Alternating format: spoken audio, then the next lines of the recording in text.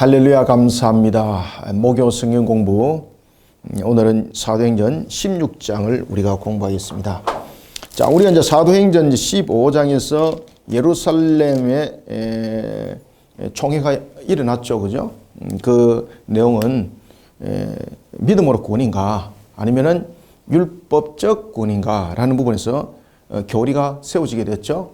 그렇게 교리가 세워지면서 믿음의 구원론이 최초로 예루살렘 총회에서 교리로 세워졌던 내용들이 15장에서 전개되었습니다. 자, 그런가 하면 이제 제 15장 말미에 있어서 제2차 전도 여행을 떠나게 됩니다. 제2차 전도 여행 때, 1차 전도 여행 때는 바나바와 그리고 바울이 누구를 동행합니까? 누가를 동행하게 되는 거죠, 그죠? 마가를 동행하게 되는 거죠. 마가를 동행해서 같이 갔지만은 마가가 중간에서 벗어나는 바람에 전도 여행에 많은 차질을 겪었던 일이 있었습니다. 그리고 이제 2차 전도 여행을 떠날 때는 이 문제 때문에 논쟁이 일어나게 되는 거죠. 논쟁이 일어나서 바나바는 자신의 조카였던 마가를 데리고 떠나게 되고 바울은 누구와 함께 떠납니까? 그렇죠. 신라는 예루살렘에서 파송되었죠, 그죠? 예루살렘에서 파송되어 왔죠, 그죠? 예루살렘에서 파송되어 왔던 신라와 전도 여행을 떠나게 됩니다. 이것이 오늘 16장의 중심 내용이 되겠습니다. 그런데 이제 전도 여행을 떠날 때 보면은 1차 전도 여행에 전도했던 그 내용들을 원래 바울이 2차 전도 여행을 떠나고자 했던 이유가 무엇이었습니까? 1차 전도 여행 속에서 있었던 교회들을 점검하고자 그런 목적을 가지고 있었거든요. 원래 목적은 뭔가 하면은 1차 전도 여행 때에 세웠던 교회들을 점검하는 것이었습니다. 어떻게 신앙생활이 잘 되고 있는지, 교회는 든든하게 세워져 있는지. 그런데 이 목적대로 가게 되면은 바울의 행선지는 어디가 되는 겁니까? 소아시아가 되는 겁니다. 소아시아. 소아시아는 그 당시에 무역 그리고 문화, 정치 뭐 이런 부분에서 모든 중심적 세력이 소아시아였죠, 그죠? 소아시아가 그렇게 중심적으로 형성이 됐던 것을 볼 수 있습니다. 그런데 성령께서 교회를 점검하는 것이 아니라 어떻게 하는 겁니까? 교회를 확장하는 일에 그를 쓰임하도록 합니다. 바울은 1차 교회를 점검하는 측면에서 2차가 목표였다면은 여전히 소아시아를 벗어난 유럽의 교회를 세우는 일에 확장을 하도록 하는 것이 바로 하나님의 뜻이었던 것입니다. 그러면서 사도 바울이 갔던 곳이 어디입니까? 마게도니아였죠, 그죠? 마게도니아 지역.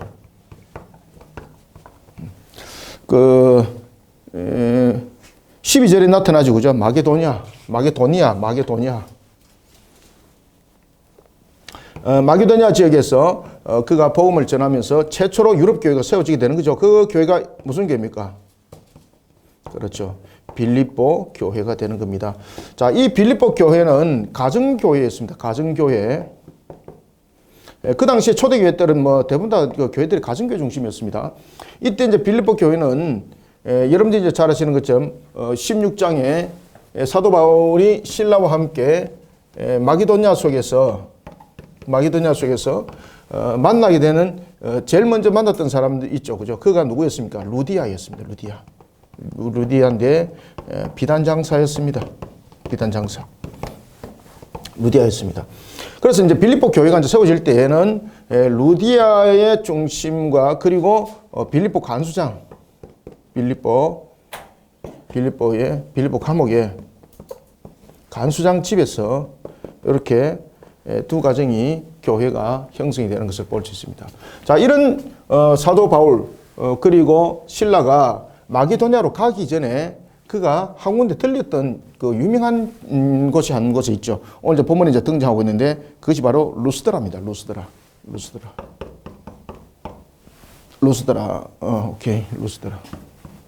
이 루스드라에서 사도 바울은 자신의 평생 목회에 아주 중요한 한 인물을 만나게 됩니다. 그가 누굽니까? 디모데입니다. 디모데를 그는 영적 양자로 삼게 되는 거죠. 영적 양자로 삼게 됩니다. 이 디모데는 디모데는 어머니가 그 할머니가 외할머니죠, 그죠? 아버지는 헬라인입니다. 아버지는 디모데는 아버지는 헬라인이었습니다. 이게 중요한 작용을 합니다. 오늘 나중에 뒤에서 설명하겠습니다. 그 부분들은 아버지는 헬라인이었습니다. 그리고 어머니는 유대인이었습니다. 어머니는 유대인이었습니다. 그의 신앙은 목회 중심으로 신앙이 이루어집니다. 어머니가 디아스포라의 지역에서 디아스포라 일원 중에 한 명이었습니다. 디아스포라 지역에서 섬겼던 그 회원 중에서 한 명이었습니다. 그 영향이 누구로부터 일어났겠습니까? 그의 할머니, 외할머니. 그래서 디모데는 우리가 이제 그 디모데전서 1장 5절에 제가 이제 외우고 있는 건 디모데전서 1장 5절을 아마 맞을 겁니다. 디모데전서 1장 5절에 보면은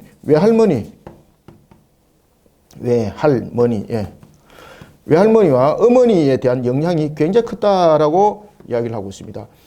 그의 외할머니의 이름은 로이스입니다. 로이스고 어머니 이름은 유니게입니다.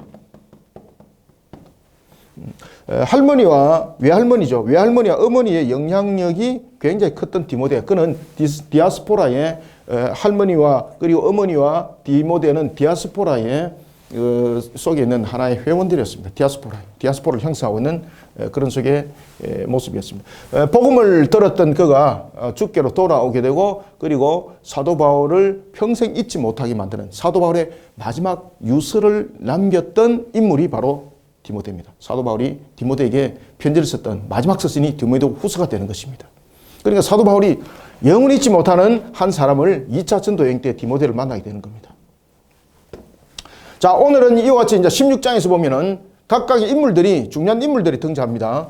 디모데가 등장하고, 그 다음에 루디아가 등장하고, 그리고 또한 빌립보 간수장이 등장합니다.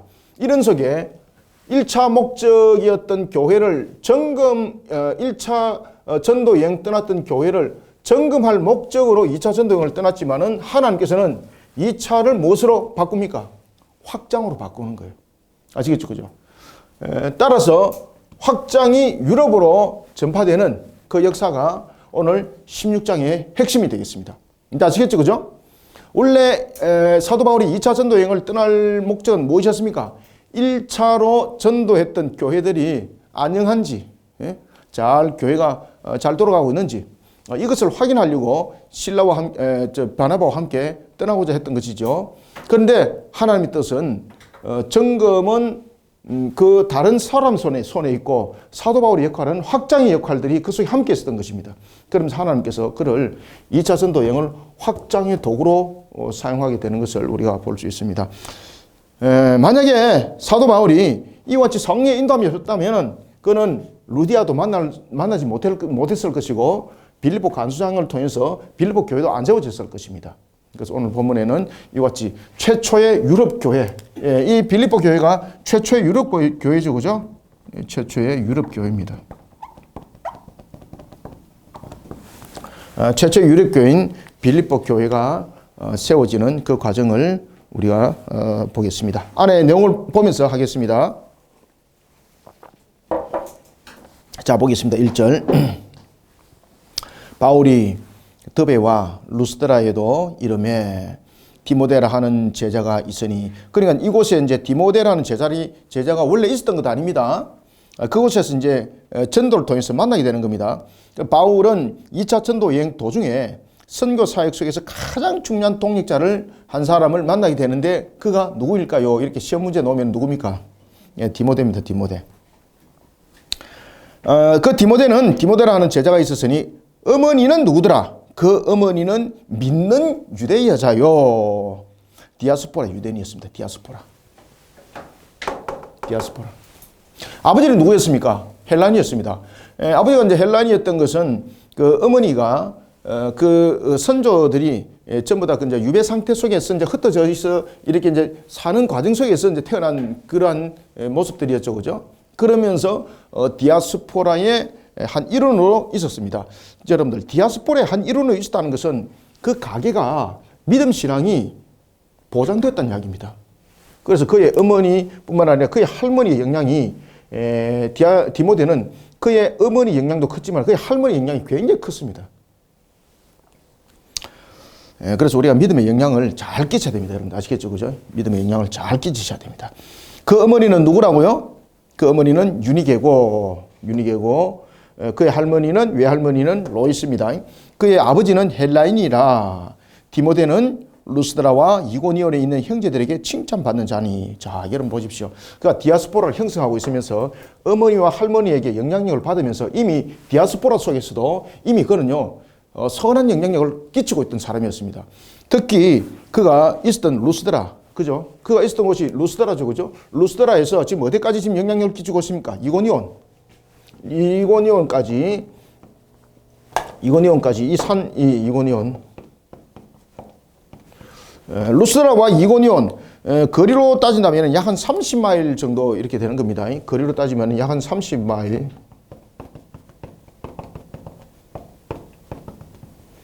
거기까지 여러분들 디모데가 이미 소문난 사람이었습니다.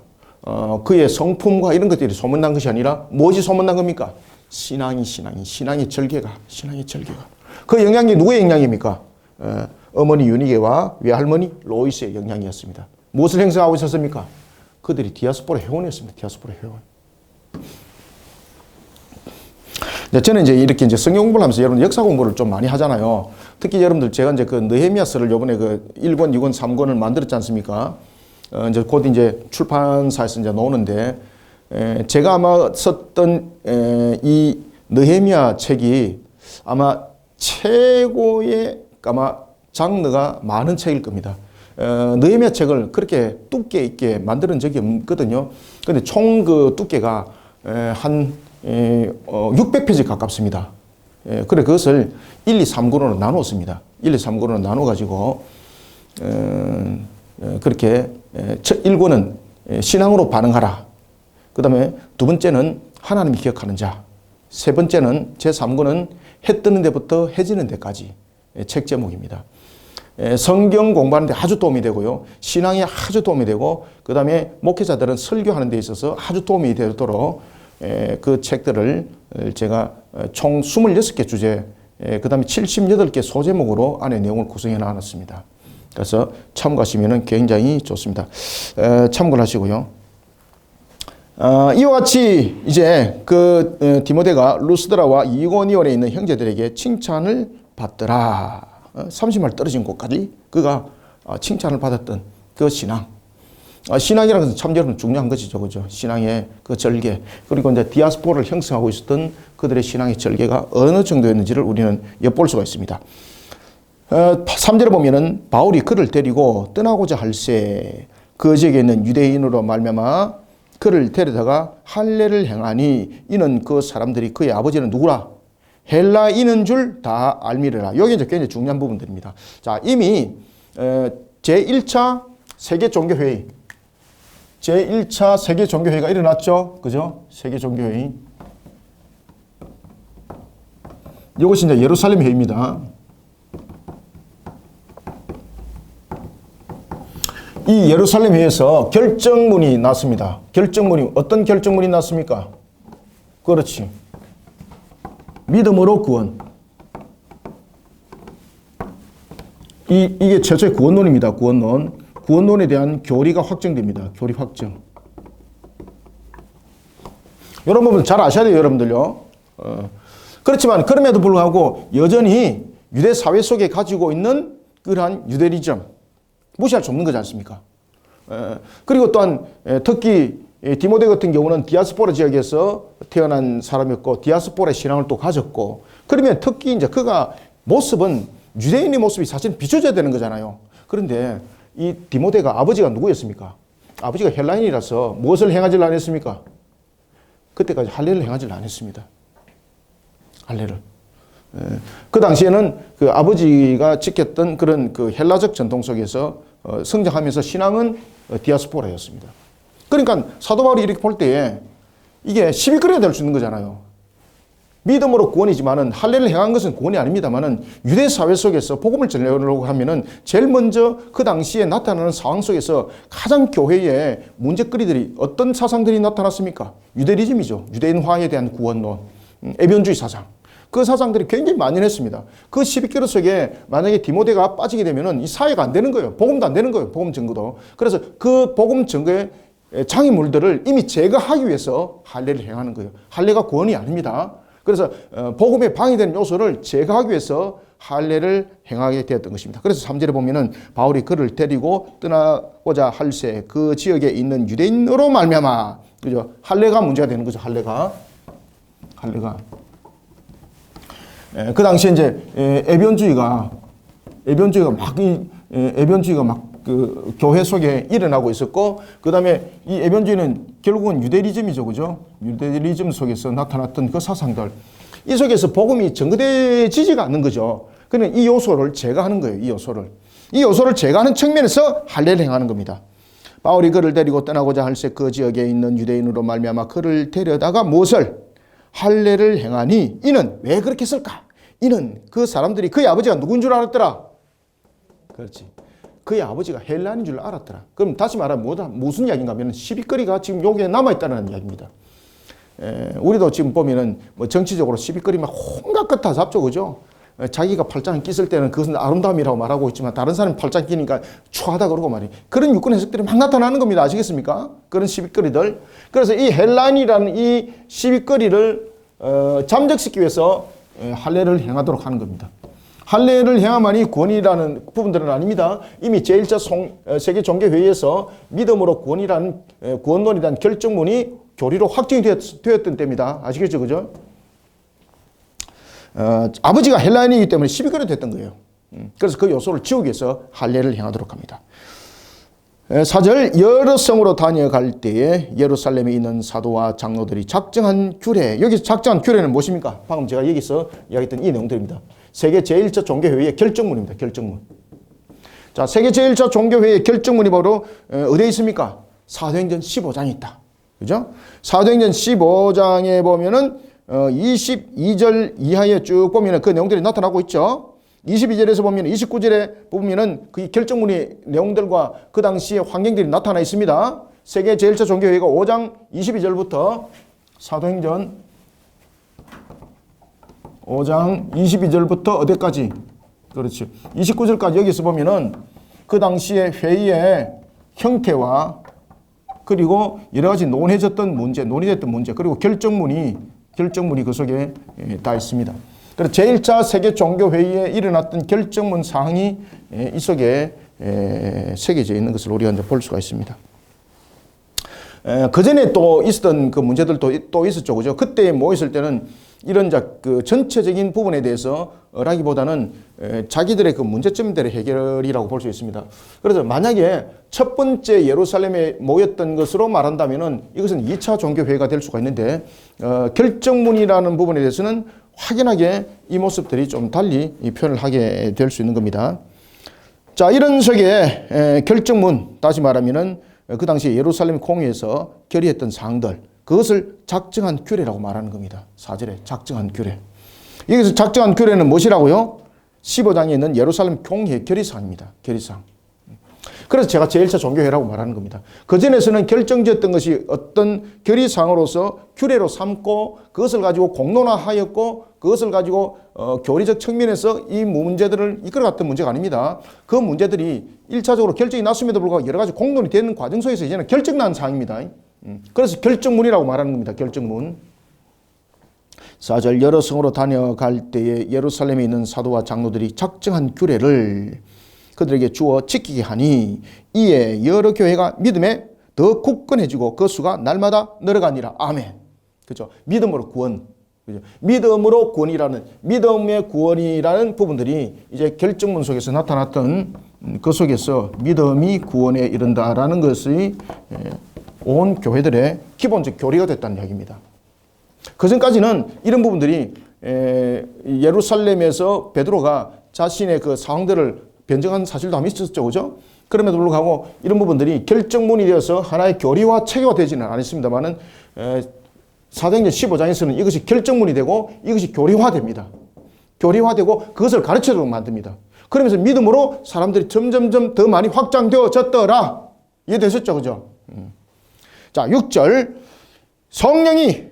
아시아에서 말씀을 전하지 못하게 하시니, 이게 이제 무슨 뜻입니까? 사도 바울이 1차 전도 여행을 떠났던 목적은 확장에 대한 의미를 갖고 있다면 2차 전도 여행은 1차에 전도했던 교회들을 점검하는 목적으로 그는 가고자 했죠. 그죠? 그런데 하나님께서는 확장의 도구로 사용하는 겁니다. 그래서 오늘 본문에 보면 6절에서 그 이야기를 하는 겁니다. 성령이 아시아에서 말씀을 전하지 못하게 해방하고 이런 것 아닙니다. 그것은 뭔가 하면은 사도 바울이 교회를 점검하는 측면에서 2차 전도 여행인데, 지금은 필요한 것이 확장이 필요한 것이죠. 확장이 필요한 것입니다. 그래서 복음 전도가 성령에 이끌려서 사역은 이루어짐이었고, 또한 복음 전도도 성령께서 이끌으심을 통해서 우리가 그 시절 때마다 해야 될 사역들이 있습니다. 그래서 우리가 확장 사역이 중심이 될 때가 있고요. 그 다음에 점검하는 사역이 중심이 될 때가 있고, 이런 부분들이 그 특징이 시대별로 좀 달리 나타나는 것을 우리가 볼 수가 있습니다. 성령이 아시아에서 말씀을 전하지 못하게 하시거늘 그들이 부르기아와 갈라디아 땅으로 다니가 무시아 앞에 이르러 비두니아로 가고자 했더라. 자, 여기서 그들의 특히 이제 사도 바울은, 그리고 또한 실라는 어디를 가기를 원했습니까? 비두니아를 가려고 애썼던 거예요. 그런데 자, 여기서 보세요. 지금 바울의 환상을 통해서 나타나고 있는 것이 하나가 있는데 참 재밌는 이야기를 하고 있습니다. 본문에 보세요. 6절. 6절에 보면은 성령이 나타나죠. 성령. 두 번째, 7절 보세요. 무슨 영이 나타납니까? 그렇지. 예수의 영이 나타나요. 그 다음에, 자, 세 번째 한번 보세요. 세 번째는, 어디에 있는가 하면은, 지금 여기서 보면은, 10절 보세요. 10절. 하나님이 그들에게 복음을 전하라고 부르신 줄 인정하였더라. 하나님. 자, 여기서 이제 역할들이 있는데, 복음의 역할들에 대해서 이 전체가 여러분 하나님에 대한 삼일체 하나님을 지금 담고 있는 거죠. 삼일체. 자, 삼일체 하나님을 통해서 복음을 전가하는 데 있어서 지금 바울을 이끌어 인도하는 것이 지금 삼일체가 그를 이끌어 간다는 이야기예요. 그래서 복음의 전도에 대한 확장의 부분들은 성령의 뜻이라면 성령이 별도고, 예수의 힘이라면 예수가 별도고, 성부 하나님이면 성부 하나님이 별도가 아니라는 이야기입니다. 모든 부분들은 우리가 하나님의 일하심이라는 것은 삼일체 속에서 모든 것이 일어난다는 겁니다. 그래서 6절에 보면 성령이 아시아에서 말씀을 전하지 못하게 하시거늘 그들이 이라는 것은 성령이 나타나서 환상 중에서 그 내용들을 펼쳐 보이는 것이죠. 그들이 부르기아와 갈라디아 땅으로 다녀가 무시아 앞에 이르러 비두니아로 가고자 애쓰되 예수의 영이 허락하지 아니하시니라. 그죠? 허락을 받아야 된다는 것은 결제받는 것이 아니라 그렇게 이끌어갔다는 이야기입니다. 이끌어간다는 이야기입니다. 이때에 무시아를 지나 드로아로 내려갔는데, 그죠? 밤에 환상이 바울에게 보이니 마게도냐 사람 하나가 서서 그에게 청하여 이르되 마게도냐로 건너와서 우리를 도우라 하거늘. 자, 여러분들, 사도 바울의 원래 뜻은 마게도냐로 가는 것이 아니지 않습니까? 그리고 또한 마게도냐 지역은 그 당시에 어떤 문화의 화려함, 교통의 부분들, 상업적으로 발달하고 이런 부분들이 아니거든요. 이 마게도냐 지역은 우상 숭배가, 나중에 뒤에서 이제 보면 압니다만은 우상 숭배가 아주 만연한 곳이었고, 그리고 그곳에서는 특히 이제 마게도냐 지역에 보면은 빌립보 지역이 있습니다. 이 빌립보 지역은, 이 빌립보는 제2의 로마라고 할 정도입니다. 제2의 로마. 로마의 축소판이었습니다. 지금 이제 그 전도 여행을 떠나면서 사도 바울이 지금 중심으로 지금 이루고자 했던 것이 어딘가 하면 회당 중심이었거든요. 그죠? 왜 이제 그들이 그 소아시아에 가려고 그랬습니까? 소아시아에 회당들이 소아시아에 많죠. 그죠? 그러면서 1차 전도 여행 때 이제 그런 쪽의 전도 여행을 떠났고, 그런 속에 또한 그들은 점검을 하기를 원했습니다. 그런데 성령께서 나타나서 이제는 마게도냐로 가라고 이야기를 하고 있습니다. 이 마게도냐 지역은 그들이 가지고 있던 디아스포라의 형성들이 없는 지역이었습니다. 회당이 없었습니다. 그러니까 이 복음을 전하는 데 있어서, 소통하는 데 있어서 굉장히 어려움이 생기겠죠. 그죠? 굉장히 어려움이 생길 것 아니겠습니까? 그래서 아시아로 그는 전도 여행을 떠나려고 했습니다. 그런데 하나님께서, 삼일째 하나님께서 그의 걸음을 어디로 옮겨버립니까? 유럽으로 옮겨버리는 거예요. 디아스포라가 형성되지 않는 곳, 회당이 없는 곳, 그곳으로 옮겨버리는 거예요. 아니나 다를까 그곳에서 아주 큰 고난을 당하게 됩니다. 고난 가운데 그가 놓이시게 됩니다. 고난 가운데.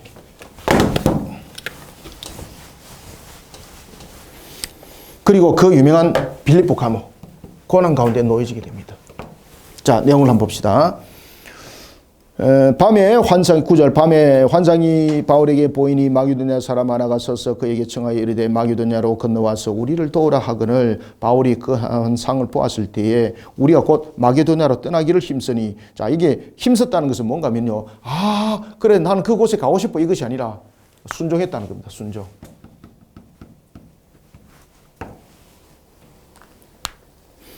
적극적으로 순종했다는 겁니다.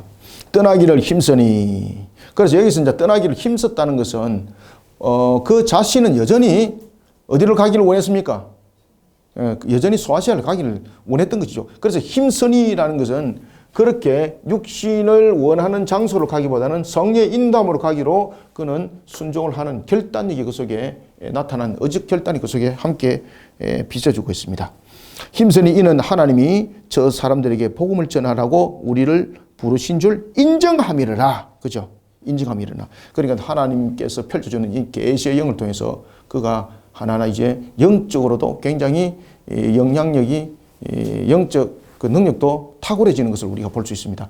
우리가 아무리 하나님이 있잖아요. 환상 중에서 영적으로 그 사람에게 나타나고 말해도 우리가 영적인 그런 하나의 소화력들이 그것을 이해하지 못하면은 소통이 안 되거든요.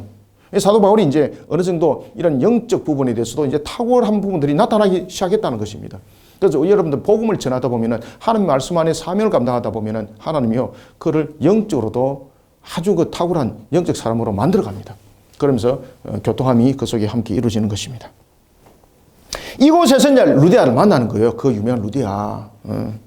루디아는 여러분들 보시면은 비단 장사였는데 비단 장사라 그러면은 말 그대로 재정적 측면에서 굉장히 풍요함을 있겠죠, 그죠? 그리고 또한 여자가 상업을 할 정도면은 이거 어느 정도입니까, 이거? 대단하다는 이야기잖아요, 그죠? 여성부라고 말할 수 있고, 그리고 또한 장사를 했다는 것은 뭔가 하면은 카리스마도 있다는 이야기고, 지도력도 있다는 이야기고, 그리고 또한 장사를 했다는 것은 다른 사람으로부터 신뢰가 있다 없다. 신뢰를 안 가지고는 장사를 할 수 없는 거잖아요, 그죠? 그가 유명한 비단 장사였습니다. 그러니까 사람 상대적 측면에도 많은 신뢰를 가지고 있던 사람, 대면 관계도 원만했던 사람, 그가 루디아였습니다. 하나님께서 루디아를 딱 만나게 하는 거예요. 11절 우리가 드로아에서 배를 떠나 사모드라게로 직행하여 이튿날 네아폴리로 가고 거기서 빌립보에 이르니 드디어 어디에? 마게도냐 지방의 첫 장소, 첫 성이었던 로마의 식민지라. 이 성에서 수일을 유하다가 그래서 로마의 식민지라는 것은 빌립보가 그 당시에 제1로마로 여길 정도로 아주 로마 중심적 이런 부분들이 형성이 되었습니다. 빌립보 지역이. 로마의 식민지라 이 성에서 수일을 유하다가 안식일에 우리가 기도할 곳이 있더라 없더라? 없습니다. 없습니다. 있을까 하여 찾았는데 있더라 없더라? 없습니다. 왜? 디아스포라가 형성이 안 돼 있었습니다. 회당이 없어요. 회당이. 이제 아시겠죠? 그죠? 13절 안식일에 우리가 기도할 곳이 있을까 하여 문밖 강가에 나가. 그래서 회당을 찾았다는 이야기예요. 회당을. 아시겠죠? 회당을 찾았는데 회당이 없더라는 이야기입니다. 회당을 찾았는데 회당이 없더라는 겁니다. 회당이 없더라. 안식일에 우리가 기도할 곳이 있을까 하여 문밖 강가에 나가 거기 앉아서 모인 여자들에게 말하는데 그래 이제 결국은 어디로 갔습니까? 기도하러 강가에 간 거예요. 지금. 그곳에서 누굴 만납니까? 두아디라시에 있는 자색 옷감 장사로서 하나님을 섬기는 누구더라? 루디아. 이곳에 하나님을 섬기는 자가 있더라. 이 복음화됐던 여인이 아닙니다. 이 여기에서 하나님을 섬기는 자는 유대교에 있는 부분들을 말하고 있는 겁니다. 유대교에.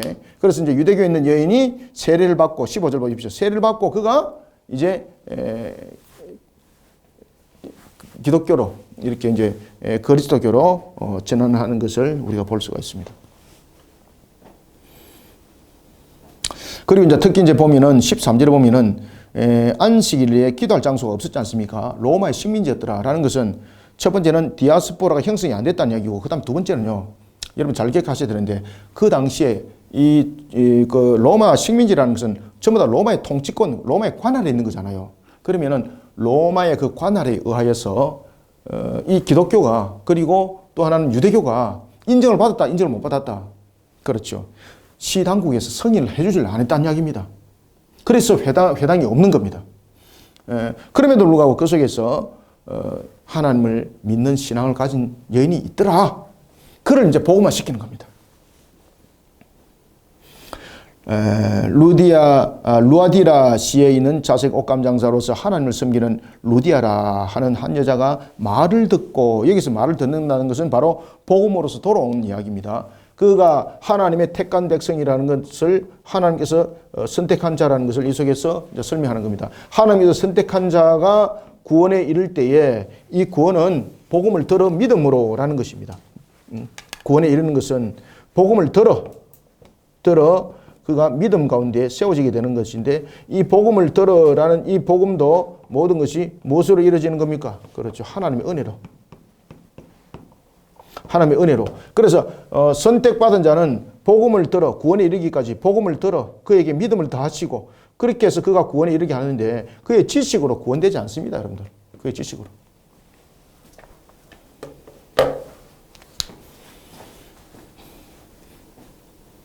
15절, 그와 그 집이 다 세례를 받고, 유럽 최초의 빌립보 교회가 이제 세워지기까지는 영적 도움과 함께 영적 도움받은 자의 육신적 섬김이 함께 했습니다. 그와 그의 집에 다 세례를 받고라는 것은, 잘 보십시오. 바울과 지금 실라가 기도할 곳이 없을 정도로 그들이 거처할 곳이 없었지 않습니까? 근데 루디아가 복음을 듣고 자신의 집을 내어놓습니다. 무엇으로? 교회로 내어놓습니다. 교회로. 여기서 이제 가정교회가 세워집니다. 빌립보 교회, 이제 가정교회가 세워지게 되는데, 루디아의 집이 그 가정교회가 되는 겁니다. 그와 그 집이 다 세례를 받고 우리에게 청하여 이르되, 만일 나를 주 믿는 자로 알거든 내 집에 들어와 유하라. 그죠? 내 집에 들어와 유하라. 이게 무엇입니까? 지금 자기의 집을 교회로 내놓는 겁니다. 내 집에 들어와 유하라 하고 강권하여 머물게 하니라. 제가 이제 아는 목사님이 그 울산에서 이제 그 분이 이제 평신도로 있을 때에 그분이 이제 이 고물 장사를 하셨어요. 우리 이제 고물 장사 이라면은 뭐 천하게 이런데 절대 안 그렇습니다. 진짜로 알부자는 고물 장사입니다, 여러분들. 눈으로 볼 때는 흐름하게 보기도 안 그렇습니다. 수십억, 수백억의 자산가들입니다. 그 이분이 이제 교회를 섬기다가 그 교회가 문을 닫고 하여튼 뭐 이런 일들이 막 생겼습니다. 그때에 그분이요, 교회 강대상을 들고 놉니다. 다른 사람에게 줄 수 없다, 뺏길 수 없다. 그래서 그 강대상을 마치 언약궤가 여러분들이 보시는 것처럼 오베드돔 집에 그 하이어서라고 이제 이야기했던 것처럼 그가 그 강대상을 자기의 집으로 가져가는 거예요. 그리고 하나님께서 그를 목사로 사용합니다, 나중에. 목사로. 그분이 원래 대학은 그 경영학을 전공했거든요. 경영학을 전공했는데 여러분들 고물장사였습니다. 근데 아주 잘했어요. 그래서 결국은 이제 목사가 이제 됐던 일들이 있습니다. 오늘 본문에도 보면은 루디아 자신의 집을 교회로 내어놓습니다. 16절, 우리가 기도하는 곳에 가다가 점치는 귀신 들린 여종. 그는 빌립보 지역을 이제 전도를 하다가, 빌립보 지역이 어떤 지역인가 상황이 이제 설명되죠. 완전히 그곳은 막 귀신의 소굴이었습니다. 그리고 심지어 점치는 것이 생업이었던 그런 곳이었습니다. 그런 곳에 이 귀신 들린 자들이 보면은 영적으로 하나님의 백성들, 주님의 사명을 감당하는 자 영적으로 보겠습니까? 안 보겠습니까? 그들이 영적으로 그것을 보이거든요. 그러니까 이 사도 바울이 신라와 함께 복음 전하는 것을 방해하는 거예요. 당신은 하나님의 종이다. 구원의 길은 너희들에게 있다. 뭐 이런 식으로 막 하는데, 이것이 사실은 사도 바울과 신라 속에 도움을 주는 내용이 아닙니다. 쉽게 말하면은 사도 바울과 신라를 영적으로 공격을 하는 겁니다. 그렇게 공격을 하면서 그들이 복음을 전하는 것을 방해하는 겁니다. 아시겠습니까? 복음이 전하게 되면 귀신이 갈 곳이 있습니까? 없습니까? 없는 거죠. 없는 거죠. 그래서 사도 바울이 복음을 전하다가 이 귀신이 들린 여인이 계속해서 신라를 따라다니면서 회방을 하게 됩니다. 그때에 사도 바울이 바로 예수 그리스도 이름으로 그 귀신을 물리치는 역사가 있습니다. 예수 그리스도를 명하노니 귀신으로 하여금 그 여인으로부터 나오라 명할 때에 그 귀신이 그 여인으로부터 나와버렸습니다. 그러면서 그 일들 속에서 여인이 그 여자가 점을 치는 일들을 하지 못하는 거죠. 그래서 여러분 보시면은 귀신 들린 자들이 막 점치고 이러잖아요. 그것을 용하다 이래 보시면 안 됩니다. 그들의 결국은 점은 무엇입니까? 결국은 사람들을 불행과 원망의 길로 가게 만들고 그리고 그것을 믿게 만들어서 결국 우상숭배자를 만드는 것이거든요. 그래서 여러분들 점치는 곳에 용하다. 야, 저 사람 용해. 이렇게 해서 너의 앞으로 일어날 일에 대해서 점을 한번 쳐봐. 이런 서긋 이 사상들을 가지고 있으면 안 됩니다. 과거에 제가 이제 그 부격자로 이제 섬기고 때에 권사님 연초만 되면 옆에 사람한테 뭐라고 하는가 하면 꼬들겨 가지고 야, 저 토등비를 잘 보는 사람이 있다. 우리 1년 우리 점치를 한번 가보자. 이래가지고 참 교회에서 권사님이 호되게 한번 당한 적이 있는데 그런 부분들은 여러분 절대 함께 동행하는 걸음으로 되면 안 됩니다. 아시겠습니까? 결국은 그 속에서 우상 숭배를 만들어버리게 되는 것이죠. 자, 이런 모습. 자, 이와 같이 16절. 우리가 기도하는 곳에 가다가 점치는 귀신 들린 여종 하나를 만나니 그 당시에는 이렇게 귀신 들린 것을 통해서 점을 치고 그것을 소독으로 삼았던 그런 것을 업으로 하는 것이 이 빌립보 지역이었습니다. 제가 있던 부산에 괴정이라는 동네가 있거든요. 제가 이제 부교육자로 있을 때 이제 괴정에 이게 있었는데, 와, 진짜로 무당 많습니다. 무당이 어마어마할 정도로 많아요. 그냥 꼴목꼴목하다 그냥 막 깔리가 있습니다. 교회가 무당집으로 포위되어 있습니다. 교회 바로 앞에 나가면은 무당집, 옆으로 봐도 무당집, 전부 다 꼴목이 되어도 전부 다 무당집. 그런데 그 무당집들이 하나하나 정리가 다 되는 거예요. 바울과 실라 그런 영적 전투가 이제 일어나게 되는 겁니다. 우리가 기도하는 곳에 가다가 점치는 귀신 들린 여종 하나를 만나니 점으로 그 주인에게 큰 이익을 주는 자라. 그래서 이렇게 점치는 집들을 가지고 이렇게 장사를 했었습니다. 그가 바울과 우리를 따라와 소리질러 이르되 왜 소리질렀겠습니까? 사람들은 지극히 높은 하나님의 종으로서 구원의 길을 너에게 전하는 자라 하여 이 사도 바울과 실라를 인정하는 것이 아닙니다. 영적으로 회방하는 겁니다. 이거. 그래서 바울이 전하는 그리스도를 향한 믿음, 믿음의 구원에 이른다는 이 믿음, 이 순수한 복음이 왜곡시키도록 지금 계속 회방하는 역할을 하고 있는 거죠. 지금 이게. 18절 이와 같이 여러 날을 하는지라 바울이 심히 괴로워하여. 자, 여러분들 바울이 심히 괴로워했다는 것은 바울이 너무너무 괴로워. 내가 막 시달려서 안 되겠네. 이것이 아닙니다. 지금 영적 전쟁을 벌이고 있다는 이야기입니다. 영적 전쟁. 그죠? 지금 영적 전쟁이 일어난 겁니다. 그래서 괴로워하여라는 것은 영적 지금 전쟁이 치열하게 일어났다는 겁니다. 영적 전쟁이 치열하게.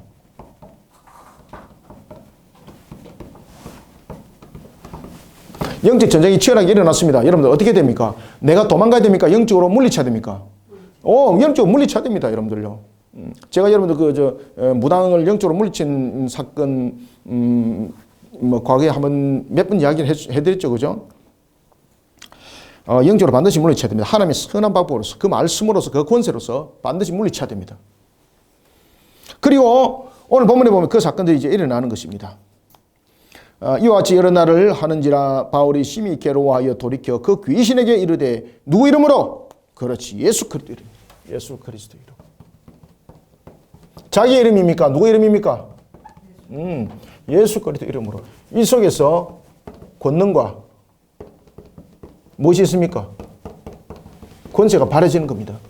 그래서 귀신이 사도 바울의 그 말의 능력, 그 지식의 어떤 탁월함, 이 속에서 귀신이 안 놉니다, 여러분들요. 이 귀신이 그 속에서 논다는 것은 분리되어서 어떻게 된다는 이야기입니까? 다른 곳에 간다는 이야기가 아닙니다, 이거는. 지금 예수 그리스도 이름으로서 그 여인으로부터 귀신이 나오게 했지 않습니까? 그러면 이 귀신은 어디로 가겠습니까?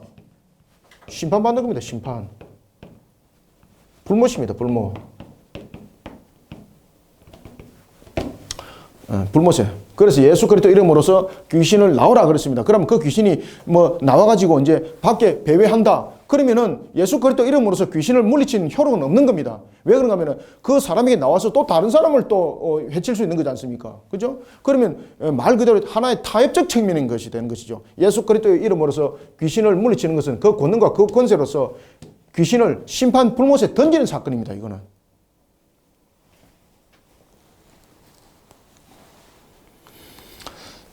예수 그리스도의 이름으로 내가 네게 명하노니 그에게서 나오라 하니 귀신이 즉시 나오니라. 여종의 주인들은 자기 수익의 소망이 끊어진 것을 보고 바울과 실라를 붙잡아 장터로 관리들에게 끌어갔더라.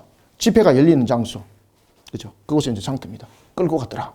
상관들 앞에 데리고 가서 말하되 이 사람이 유대인인데 우리 성을 심히 요란하게 하여 로마 사람인 우리가 받지도 못하고 행하지도 못할 풍속을 전한다 하거늘. 자, 여기서 이제 유대인인데라는 것은 무엇을 말하고 있는 겁니까?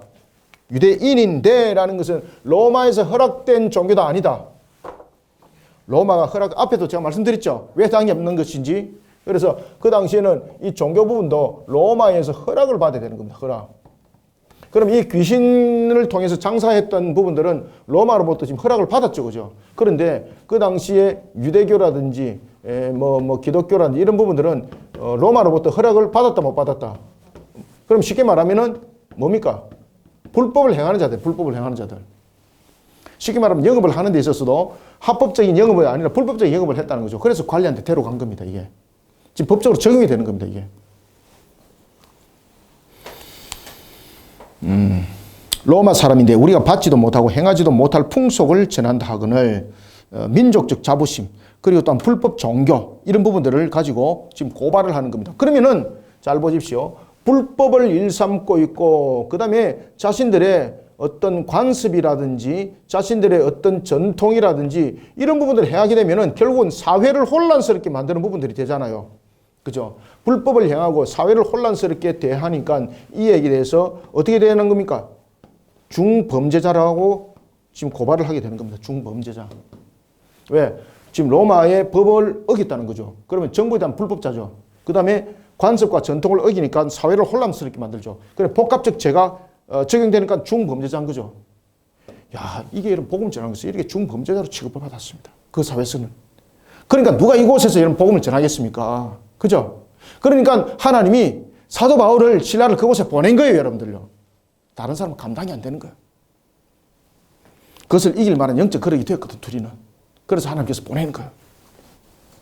고난의 장소를 나를 보내거들랑 하나님께서 나를 그렇게 그릇이 된 줄 믿으시길 바랍니다.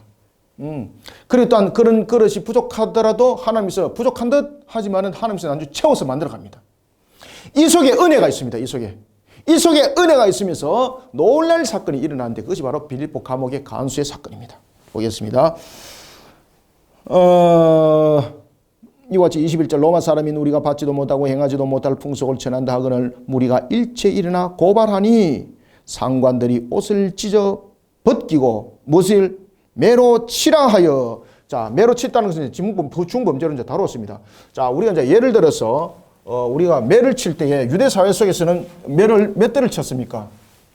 유대 사회 속에서는 40에 하나를 감한 매. 왜 그렇습니까? 40은 이 수에 사람은 죽는다는 이야기죠. 그래서 40에 하나 감한 매를 때렸다면은 로마는 그 매가 어떻게 멈춰지는 겁니까? 그 매를 때리라고 했던 그 상관의 명령에 의해서 매는 멈춰지는 겁니다. 아시겠습니까? 그래 얼마나 많이 두들기 맞았는지 아시겠습니까? 이 상관이 지금 고발한 사람과 전부 다 결탁되어 있죠. 그죠? 그들이 이런 장사를 잘 할 수 있도록 상관에게 상납도 잘했을 것이고, 그러니까 상납을 잘했는데 이 사람이 지금 영업이 안 되면 상납이 됩니까? 안 됩니까? 안 되는 거잖아요. 그러면 결국 상관인 자기에게도 소득이 줄어드는 거지 않습니까? 그러니까 완전히 열받는 거죠. 그래서 죽도록 팼다는 이야기입니다. 죽도록. 얼마큼 많이 두드리고 맞았는 거 아시겠죠? 참 이렇게 많이 두들기 맞았습니다. 거기다가 그냥 풀어주는가? 아닙니다. 지하 감옥에 들어갑니다. 많이 친 후에 23절 얼마큼 많이 두들기고 맞은 거 아시겠죠? 많이 친 후에 옥에 가두고 간수에게 명하여 든든히 지키라 하니. 정말로 과연 이 내용이 이렇게 중범죄로 두들겨 맞아 죽을 정도로 맞을 죄입니까 이게? 그 정도로 영적 전투가 일어났다는 이야기입니다. 그가 이란 명령을 받아 그를 깊은 옥에 가두고. 여기서 깊은 옥은 무엇입니까? 일반적 감옥이 아닙니다. 지하 감옥입니다. 지하 감옥. 어떤 자들만이 중범죄자만이 갇히는 지하감옥. 완전히 습하고 빠져나올 수 없는 곳, 지하감옥. 깊은 옥에 가두고 그 발에 착고를 채워가지고 어떻게 하면 다리를 찢어놓는 거예요, 이렇게. 그러니까 착고를 차면서 지금 그가 일어나지도 못하는 겁니다. 들어 누워서 지금 다리가 찢어진 상태로서 이렇게 마치 십자형이 된 것처럼 X자의 이런 형태처럼 이런 식으로 이렇게 묶어지가 있는 겁니다. 그러니까 이게 완전히 막 그 사람을 거의 반쯤 죽인다고 볼 수 있는 거죠. 고문이라고 볼 수 있는 겁니다. 아시겠습니까? 깊은 옥에 가두고 그 발에 착고에 든든히 채웠더니 그러면 이 속에서 입에서 무엇이 나오겠습니까? 탄식과 원망과 내가 왜 이곳에 왔을까? 성령께서 나를 이렇게 인도하셔서 나를 이렇게 고난의 가운데 나를 두고자 이곳에 나를 오게 했단 말입니까? 이러면서 원망이 얼마나 터지겠습니까? 그런데 그 입에서 무엇이 나옵니까? 찬양이 나오더라, 찬양이. 그렇기 때문에 바울과 실라를 그곳에 보낸 겁니다. 그 입에서 찬양이 나옵니다, 찬양. 이 찬양 소리를 누가 듣습니까? 이 감옥에 있는 사람들이 듣는 겁니다. 이 감옥에 있는 사람들이. 그래서 하나님께서 지금 사도 바울과 실라를 감옥에 보낸 이유가 있죠. 왜 보냈을까요? 그곳에 있는 사람들을 복음을 듣도록 하기 위해서. 그래서 우리가 당한 고난 가운데 감옥에 갇혔지만은 그것도 또한 하나님의 역사를 일으키는 곳이었더라. 그곳에서 또한 간수장을 만나게 되는 일들이 일어납니다. 한밤중에 바울과 실라가 기도하고 하나님을 찬송하며 죄수들이 듣더라. 그냥 단순하게 들은 것이 아니죠. 그곳에 복음을 듣게 되는 겁니다. 이에 어떤 일이 일어났습니까? 이에 놀라운 하나님의 역사가 일어났습니다. 이에 갑자기 큰 지진이 나서 옥트가 첫 번째 움직이고 두 번째 옥트가 움직이고 문이 곧 다 두 번째 열리며 세 번째 모든 사람들의 매인 것이 다 벗겨진지라. 와, 이 세 가지 사건이 일어났습니다. 자, 옥트가 움직였습니다. 문이 열렸습니다. 여기까지는 지진으로 일어날 수 있는 상황이잖아요. 그죠?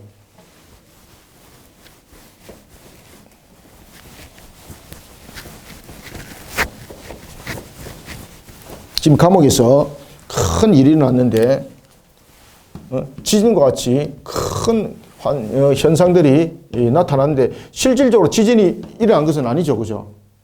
그러면서 이 현상 속에서 세 가지가 나타나는데 첫 번째는 어떤 사건이 일어났습니까? 오늘 본문에 보면은 옥트가 움직이더라. 옥트가 움직이더라. 그 다음에 문이 열리더라. 안 열리더라. 그렇죠. 문이 열립니다.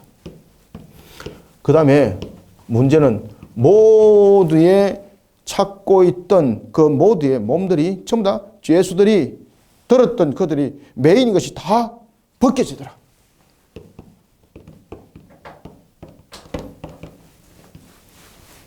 자, 이 상태가 되었습니다. 그러면서 그 지하 감옥에 불들이 다 꺼져버렸습니다.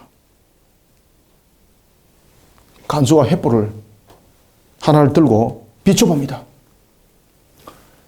옥의 문이 다 열려버린 겁니다. 그러면 특히 바울과 실라가 중심이 지금 되어 있는데 그들이 도망갔다고 봐야 되는 거지 않습니까? 그때 간수가 선택했던 것은 무엇입니까? 이때 간수가 선택한 것은 자살입니다. 자살. 왜 자살을 선택했을까요?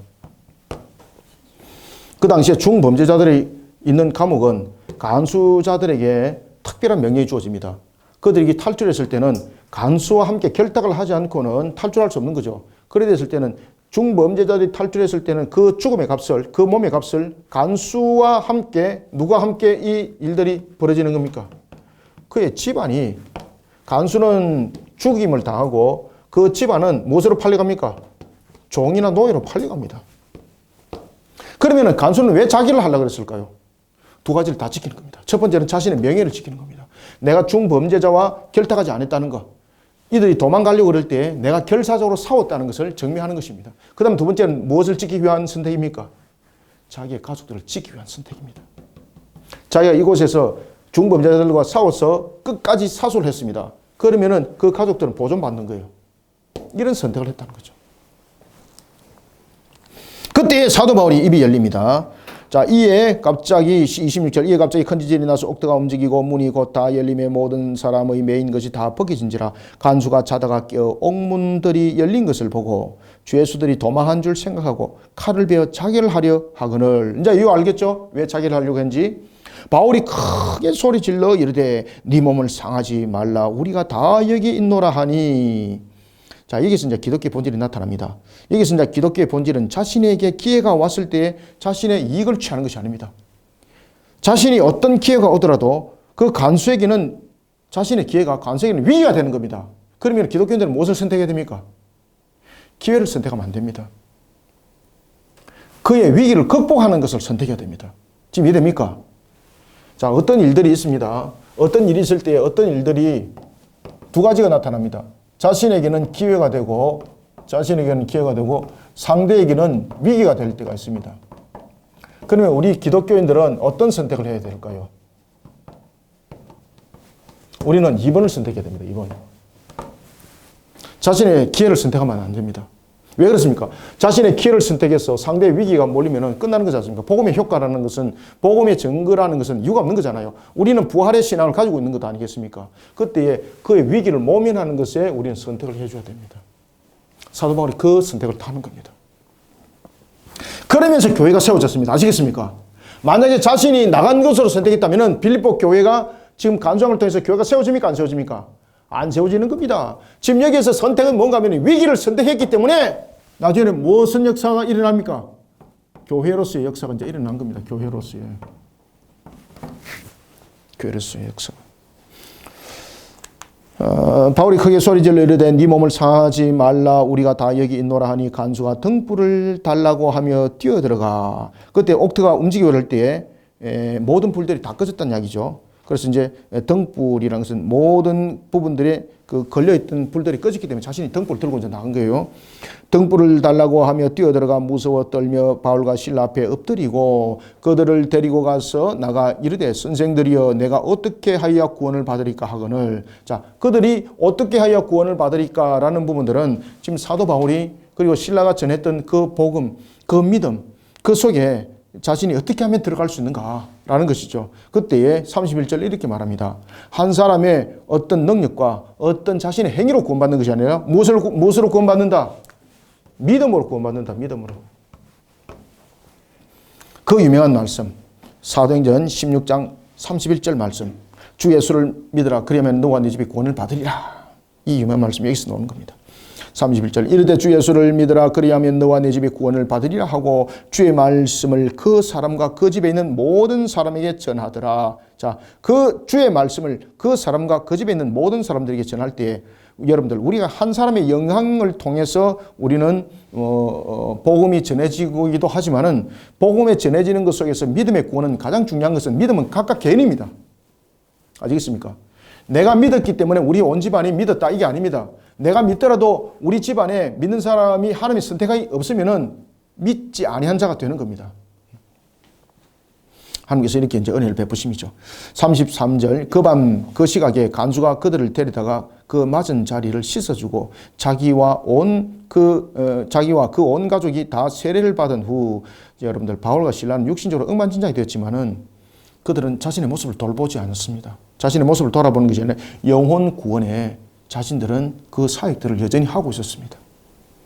34절 그들을 데리고 자기 집에 올라가서 음식을 차려주고 그와 온 집안이 집안이 하나님을 믿음으로 크게 기뻐하니라. 날이 새매 상관들이 부하를 보냅니다. 이 사람들을 놓으라 하니. 자, 여러분들 그리고 난 뒤에 지금 사도 바울이 지금 어디로 들어갔겠습니까? 그 집에 가서 분명히 복음 전하고 지금 감옥으로 다시 갔다는 이야기입니다. 이거 아시겠습니까? 지금 이 감옥에 사도 바울이 지금 있는 겁니다. 지금 날이 새매 상관들이 부하를 보니 이 사람들 놓으라 하니. 이제 이런 일들이 이제 막 일어났던 거죠. 그리고 이제 상관들이 볼 때도 사도 바울이 전했던 부분에서 그들에게는 죄가 없음을 이제 알게 됐던 거죠. 그런데 그냥 놓으라 하면은 사도 바울이 놓겠습니까? 그죠? 두드려 맞았는 그 부분에서 보상해라 이것이 아닙니다. 이곳에서 복음의 정당성, 그리고 또한 자신이 두들기 맞았음에도 불구하고 온 복음을 전했던 사람들이 의기소침이 됐던 것이죠. 이것을 전부 다 만회시키는 장면들이 이 속에서 이제 나타납니다. 날이 새며 상관들이 부하를 보내어 이 사람들을 놓으라 하니 36절 간수가 그 말대로 바울에게 이르되 상관들이 사람을 보내어 너희를 놓으라 하였으니 이제는 나가서 평안히 가라. 그러니까 나가라는 거죠. 지금 감옥에 들어가 있다는 거죠. 그죠? 복음을 전하고 좀 왔다는 이야기죠. 그죠? 만약에 그 감옥이 없었다면 간수는 끝나는 거예요. 여러분들요. 이제 나가라 했지만은 안 나갑니다.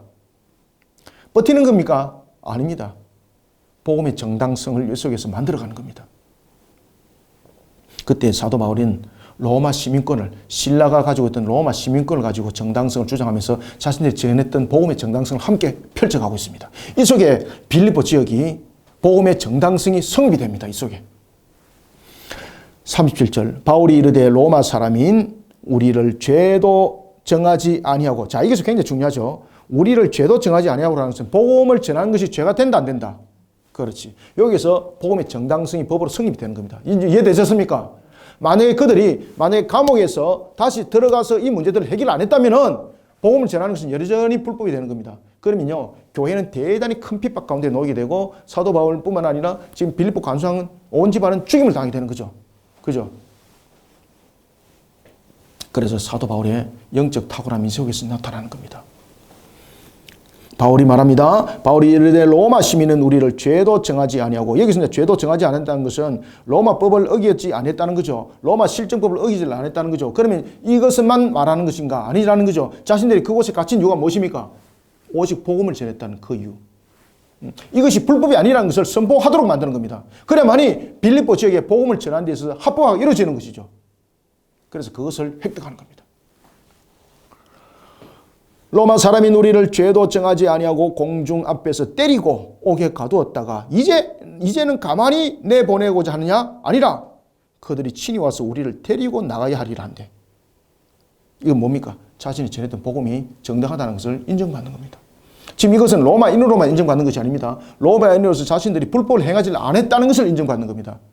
로마인으로서 복음 전한 것이 불법이 아니라는 거예요. 이게.